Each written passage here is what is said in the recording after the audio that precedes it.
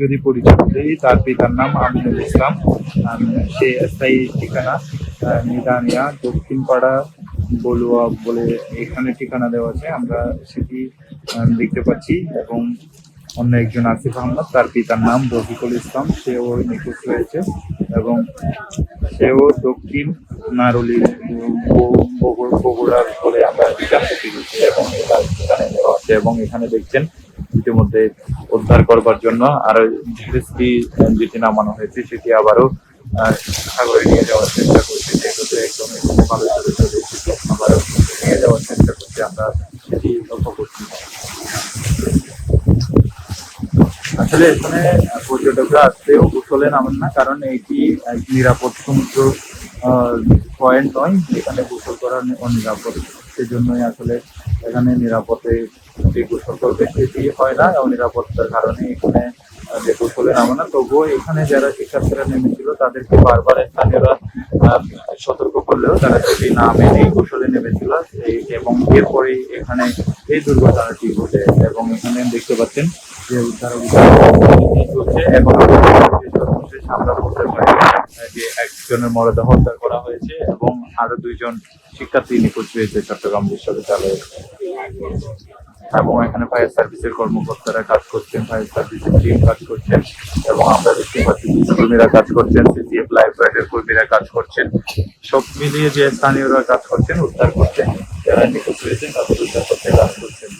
আমরা চেষ্টা করছিলাম যে উদ্ধার অভিযানের যে সর্বশেষ সেটি দেখানোর জন্য। এবং ইতিমধ্যে দেখতে পাচ্ছেন যে হেডিসটি সেটি আবারও নামানো হচ্ছে, অন্যান্য পয়েন্টগুলো যেতে পারে না এবং লাবণী সুগন্ধা সহ অন্যান্য সেখানে যে লাইফ গার্ডরা তাদের মাধ্যমেই সেখানে উদ্ধারের কার্যক্রম চালানো হচ্ছে, যাতে করেই তাদের দেখা মাত্র যাতে করে করতে পারে। এবং দেখতে পাচ্ছেন যে এখানে উৎসুক জনতা আমরা দেখতে পাচ্ছি, তারা ভিড় করছে।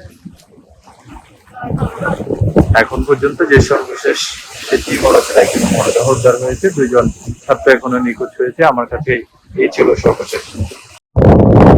কক্সবাজারের হিমছড়ি প্রেতাত্মিক সৈকত এলাকায় যেভাবে চট্টগ্রাম বিশ্ববিদ্যালয়ের 3 শিক্ষার্থী তলিয়ে যায় গোসল করতে নেমে, আমরা সেই পয়েন্টে আছি। আপনারা দেখতে পাচ্ছেন এখানে এখন পর্যন্ত যে একজনের মরদেহ উদ্ধার করেছে আর 2 জন এখনো পর্যন্ত নিখোঁজ রয়েছে। তাদের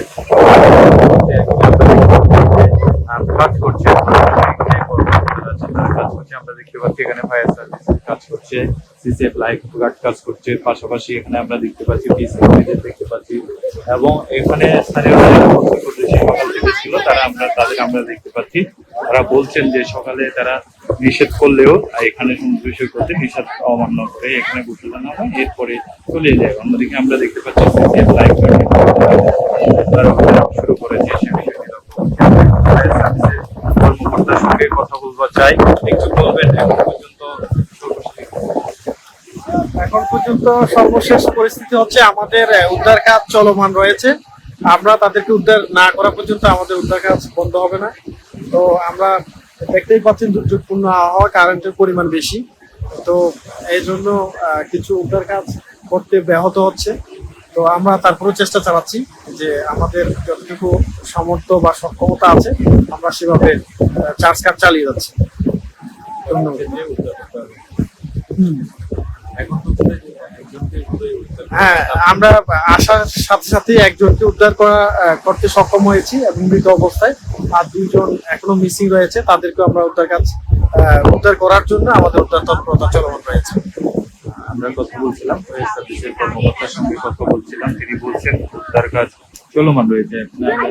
দেখতে পাচ্ছি তারা সকাল থেকে যে তারা নিখোঁজ হওয়ার পর থেকে স্থানীয়রা যাওয়ার চেষ্টা করছে। নিখোঁজ যে 2 জন ছাত্র আছে তাদেরকে উদ্ধার করার জন্য চেষ্টা করছি। ইতিমধ্যে আমরা দেখতে পাচ্ছি সমুদ্র সৈকতের কিছুটা অংশে গিয়ে সিসিএফ লাইফ গার্ডের কর্মীরা আমরা দেখতে পাচ্ছি তারা উদ্ধার করবার চেষ্টা করছে। এখনো পর্যন্ত 2 জনের নিখোঁজ, 2 জন ছাত্রের এখনো পর্যন্ত খোঁজ মেলেনি। এখনো পর্যন্ত কোথায় আছে, সাগরের কোন পয়েন্টে আছে, কিভাবে তারা কোথায় গেছে এটি আসলে মিলছে না। তবে আমরা একজন জেলের সঙ্গে কথা বলেছিলাম, যিনি হচ্ছে যে তাদেরকে নিষেধ করেছেন সাগরে নামতে। এই পয়েন্টগুলোতে আসলে সচরাচর মানুষ গোসলে নামে না, পর্যটকও নামে না। এটি একটি একদম নির্জন বলা চলে, একদম মানুষের আনাগোনা নেই সেরকম সমুদ্র সৈকতের একটি পয়েন্ট। এখানে আসলে পর্যটকরা আসলেও গোসলে নামেন না। আর এখানে যারা জেলেরা আছেন তারা বারবার সতর্ক করার পরেও তারা না মেনে, সেটি না মেনে এখানে গোসলে নেমে তারপরে তারা তলিয়ে যায়। আসলে এখানে যারা বিশেষজ্ঞরা যেটি বলছেন, এখানে যে সমতল ঢেউ যেখানে হচ্ছে না সেখানেই বিপদ। আর তারা সেটি বুঝতে পারে না, তারা আসলে ঝুঁকি বুঝতে না পেরে সমুদ্র সৈকতে আর এই পয়েন্টে নেমে আসলে নিখোঁজ হয় এবং সেখান থেকে একজনের মরদেহ উদ্ধার করা হয় আমরা জেনেছি। এবং এখানে দেখছেন যারা স্থানীয়রা আছেন সকাল থেকে যারা তাদেরকে প্রথমে দেখেছিলেন তারা এখনো পর্যন্ত আছে এবং এখানে উদ্ধার অভিযান চলছে, উদ্ধার কাজ চলছে। আমরা দেখতে পাচ্ছি সিসিএফ লাইফগার্ডের যারা সদস্যরা আছে তারা আমরা দেখতে পাচ্ছি জেটিসকে নিয়ে এখানে উদ্ধার করবার চেষ্টা করছে এবং এখনো পর্যন্ত দুইজনের খোঁজ আসলে মিলেনি। এবং এই পয়েন্ট থেকে আসলে তারা গোসলে নেমেছিল এবং এখানে গোসলে নামবার পর তারা এখান থেকে তলিয়ে যায়। তলিয়ে যাবার পরে আমরা জেনেছি যে এখানেই আসলে একজনের মরদেহ ভেসে উঠে। তারপরে এখানে ফায়ার সার্ভিসের লোকজন, স্থানীয়রা তারা উদ্ধার করে তাকে। এরপরে হিমচুরি পুলিশ ফাঁড়ির সদস্যরা তাকে নিয়ে যায়। আমরা দেখতে পাচ্ছি এখানে দেখতে পাচ্ছি আমরা লাইফ গার্ডের যে সেটি নিয়ে উদ্ধার অভিযান পরিচালনা করছে।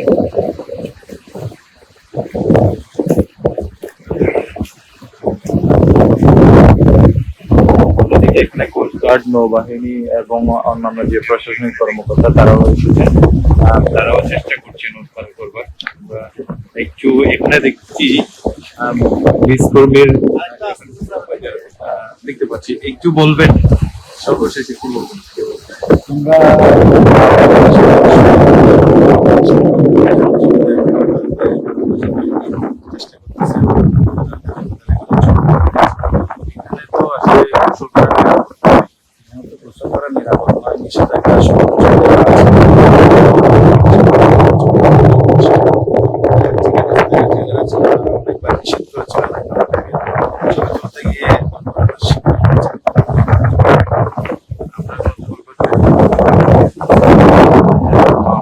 তার সঙ্গে কথা বলছিলাম, তিনি যেটি বলছিলেন এখানে অতি উৎসাহী হয়ে তারা গোসলে নেমেছিল।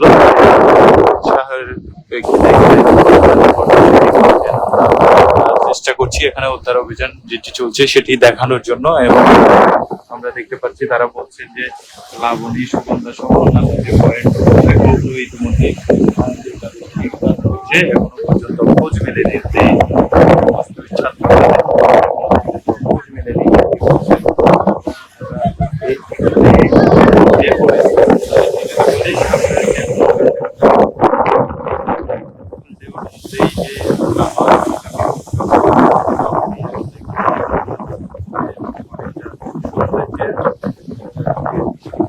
তারা নেমেছিল বলে ধারণা করা হচ্ছে। আমরা যদি একটু বলে যে যার মরদেহ উদ্ধার করা হয়েছে সে শিক্ষার্থীকে